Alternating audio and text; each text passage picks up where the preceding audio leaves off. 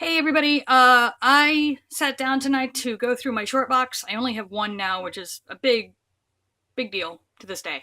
Um, and I've got some comics right up here that need to go in the short box.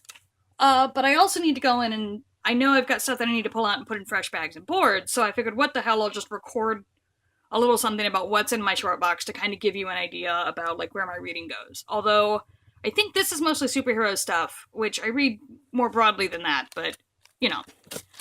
So I've actually like some of this stuff I'm just skipping past because it's not worth talking about. But starting out with High Crimes, which is a disgraced Olympic snowboarder who takes people up various mountains in Nepal, and still waiting to climb Everest. It's a super cool spy comic by Chris Sabella and Ibrahim Mustafa. Really, just fucking love that book. That book's amazing. Oh, and here's all my Guy Gardner. Yay! So I am slowly but surely collecting the entire 90s run of Guy Gardner, where he is his post JLI. So he's kind of running around doing his own thing. He has a yellow ring for a little bit. He has his green ring. He loses his lantern ring. He becomes warrior. It's all very, very 90s. But I love it for two reasons. First of all, because Guy Gardner is fucking awesome and I will fight you. And second of all, because the 90s Guy Gardner gave us Yesterday's Sins, which is a 4-part story that outlines his entire background in childhood, and it's so good, like especially for the time that it was written. This is like early 90s, and he is the survivor of an emotionally and physically abusive home who figures out that his only option is to be someone different. And so he goes out and he works his ass off to be someone different, but he still carries all this anger because he was abused as a kid and like hasn't figured out things about therapy and shit. So he's very special to me. And like one of these days I'll do an episode on Guy Gardner and like lose my fucking mind, like right and proper. But for now we'll just leave it with that. This is probably the kind of goofiest buy in my collection. These are the Convergence issues where Ted Kord comes back to DC Comics. Very important to me. I love Ted Kord. I love Jaime Reyes, who took over as Blue Beetle. But Ted. Oh, there's another Guy Gardner. These are not in the right spot. Anyway. So this is Batman 66, number 1. And I have this because one of my dear friends and I went and saw a screening of Batman 66, the movie with the bat shark repellent and all of that, like fucking great. And Jonathan Case and Jeff Parker, who did Batman 66, were there signing copies and talking to people. So I got a number 1 issue, and then I got a little Catwoman sketch on the back, which was pretty great. Those are very fun afternoon. Like that's an afternoon I think of with a lot of I look back and I always smile. It was a great day. Oh yeah. So this is San Hannibal.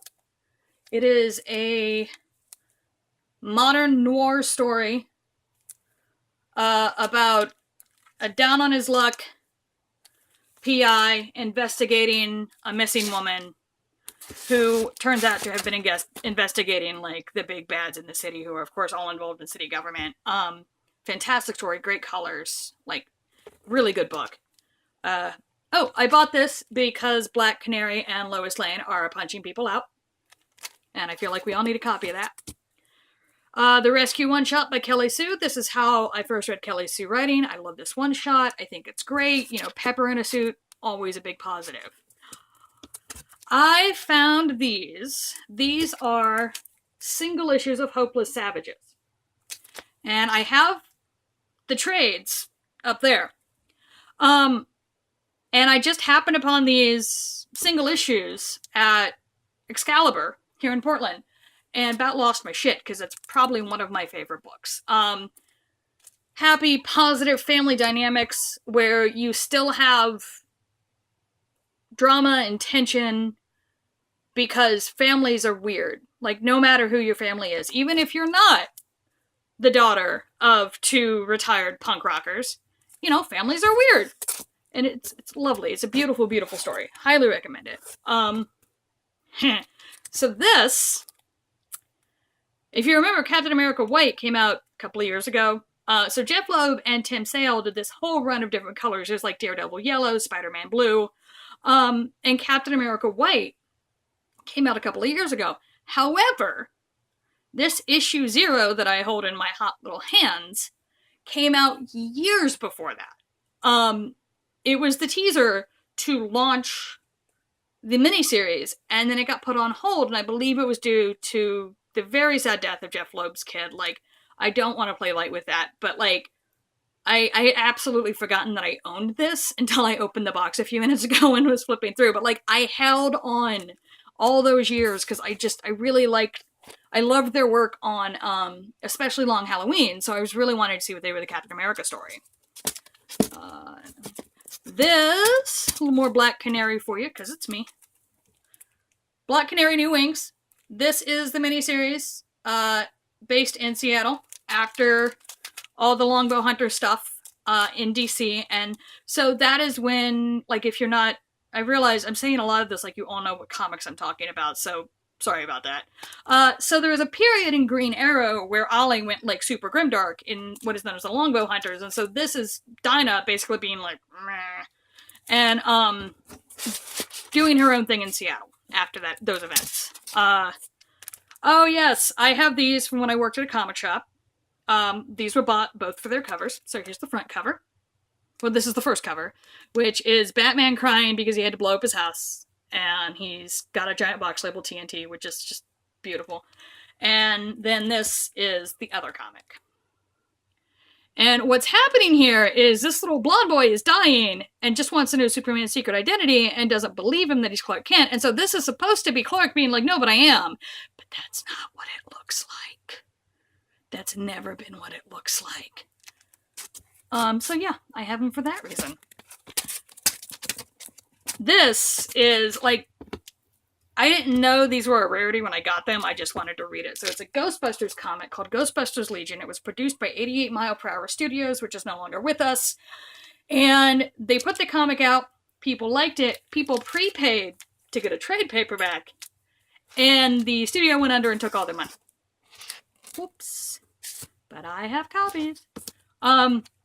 The very famous Daredevil cover where Elektra is dead, and I'm sorry, but I bought it because it just looks like he's humping her gravestone. Literally. The first time I saw it, I busted up laughing. I thought it was a fake cover. I'm classy. And now, the real gem of my collection are all of the romance comics I have started to collect. I love romance comics. They're amazing. Just like what an amazing capsule of like expectations at particular times of, you know, a very thin demographic, honestly. But like, I can't get enough of them. I can read them for ages. There is a series by IDW called Weird Love where they go through and they dig through the old romance comic archives and they print, you know, different weird ones of a theme every month. And if they would let me in to look at their collection, I would really, really, really like to do that. I love them because they were such a thing for so long, and then they weren't. And, but they tell us so much about, like, especially expectations towards young women. And, like, I have so many questions that I want to answer about, like, in these romance comics, how often do women cry? A lot. But, like, in these comics, how many times is a woman, like, threatened by her partner to, like, be better? Like, it's so fascinating to me. It's kind of beyond. But, like, I also just like them because they're melodramatic.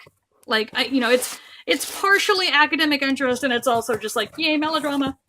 So that's my short box. This is Gayle Talk Shit, and I'm gonna go take a Benadryl because all of this is now mad at me because of the dust. So I'll see you guys later.